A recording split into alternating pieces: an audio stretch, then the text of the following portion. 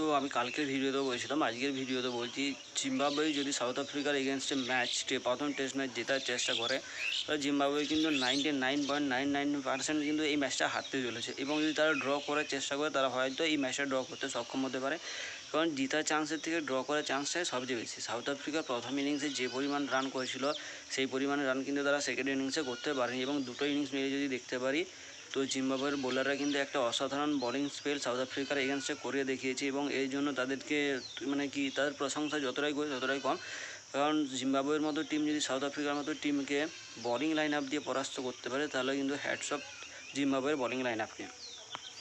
South Africa প্রথম ইনিংসে 418 run করলেও সেকেন্ড ইনিংসে 369 রানেই করে কিন্তু তারা 500+ রানের কিন্তু লিড পেয়ে গিয়েছিল।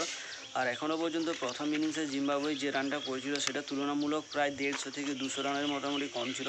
তার প্রথম ইনিংসে 251 রান করে এবং সেকেন্ড ইনিংসে 32-এ 1 উইকেট হারিয়ে ফেলেছে।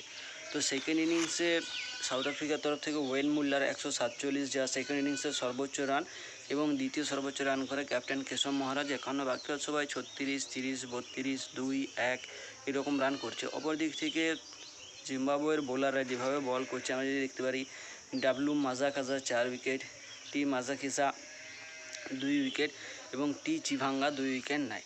জিম্বাবুয়ের তরফ থেকে ব্যাট হাতে টি কাইটানো 12 রান করে সে আউট হয়ে যায়, এবং পি মাসুহারি সে 5 রান করে। এবং একমাত্র বোলার সাউথ আফ্রিকার তরফ থেকে করম্যান বোস, যে 1 উইকেট নেয়। এবং করম্যান বোসকে আমি তো শুধু বলার হিসেবেই চিনতাম। এর আগের টেস্ট ম্যাচটা এই প্রথম ইনিংসে সে যেভাবে 100 করে, তারপর তাকে বোলার না, অলরাউন্ডিং পারফরমেন্সের ভিত্তিতেই আমি ফেলছি। হয়তো সে নর্মালি আমরা তাকে যেখানে দেখেছি, তাকে আমরা টি20তে দেখেছি মুম্বাইয়ের হয়ে খেলতে, সেখানে একজন প্রপার বোলার হিসেবেই খেলেছিল। বাকিবার তার ম্যাচ এখনও পর্যন্ত সম্পূর্ণভাবে আমি দেখিনি, তো আমার কোনো ধারণা নেই সে অলরাউন্ডার না বোলার। তো আমি মোটামুটি টেস্ট ম্যাচের ভিত্তিতে তাকে অলরাউন্ডার বলতে পারি। তো অপর দিক থেকে ভারতীয় মহিলা দলের সাথে ইংল্যান্ড মহিলা দলের আজকে দ্বিতীয় টি20 ম্যাচ রয়েছে, এবং আরও 3টা টি20 ম্যাচ রয়েছে। কালকে রয়েছে ভারত ভার্সেস ইংল্যান্ড পুরুষ দলের মধ্যকার দ্বিতীয় টেস্ট ম্যাচ, এবং আজকের ম্যাচটা ভারতীয় মহিলা দল এবং ইংল্যান্ড মহিলা দলের ম্যাচ রাত্রি সম্ভবত 11টার সময় শুরু হচ্ছে, যেটা একটু অনেকটাই লেট আমাদের টাইম হিসাব অনুযায়ী।